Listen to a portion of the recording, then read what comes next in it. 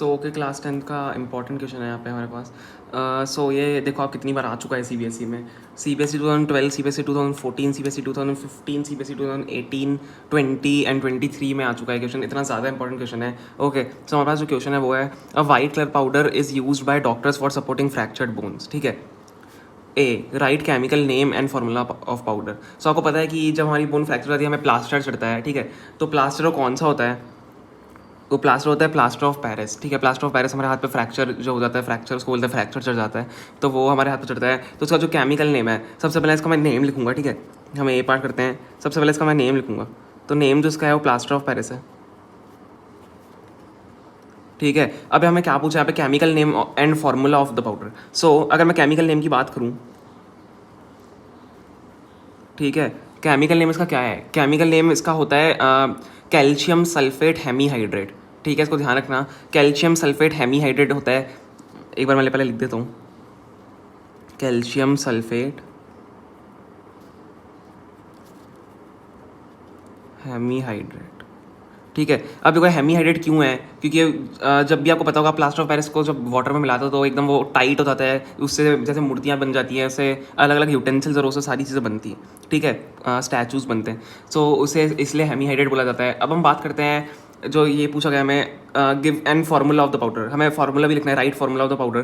तो जो उसका जो फार्मूला होगा, जैसे जैसे जो फार्मूला इसका होता है, केमिकल फार्मूला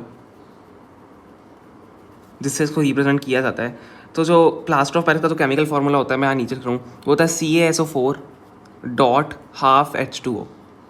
ठीक है, मतलब CaSO4 हो गया, ये कैल्शियम सल्फेट होता है, CaSO4 डॉट हाफ H2O, इसका मतलब हेमीहाइड्रेट। हेमीहाइड्रेट मतलब हाफ ऑफ H2O। ठीक है, calcium sulphate hemihydrate, calcium sulphate hemihydrate.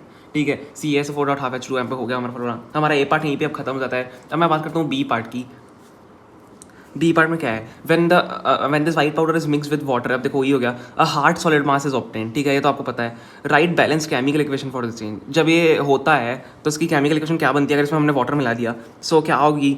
CaSO4 dot half H2O में अगर मैंने वाटर मिला दिया। अब देखो, जब इसमें हम वाटर ऐड करते हैं तो हम इसमें 3/2 ऑफ वाटर ऐड करते हैं, क्योंकि यहाँ पे 1/2 है। अब मैं 3/2 अगर करूँगा तो मैं इसको क्या लिख सकता हूँ? 1/2 H2O। ये 3/2 ही हो जाएगा। ठीक है, 1 2 था 2, 2 + 1 3, 3/2। तो इसमें CaSO4 डॉट हाफ H2O में प्लस 1/1 इंटू 1/2 H2O ऐड होता है। सो जो उससे हमारे पास जो रिजल्ट आता है वो CaSO4 डॉट 2 H2O आता है। अब जो ये आता है हमारे पास, जो फॉर्मूला हमारे पास आता है, ये होता है जिप्सम का, जो कि हार्ड सॉलिड मास होता है। ठीक है, इसका नाम भी आप याद रखना, जिप्सम इसको हम बोलते हैं। ठीक है, ये जिप्सम कहलाता है। और जो ये तो हमारा POP है, प्लास्टर ऑफ पेरिस ही है। और ये जो हमारा होता है ये वाटर होता है जो हमने ऐड करा है।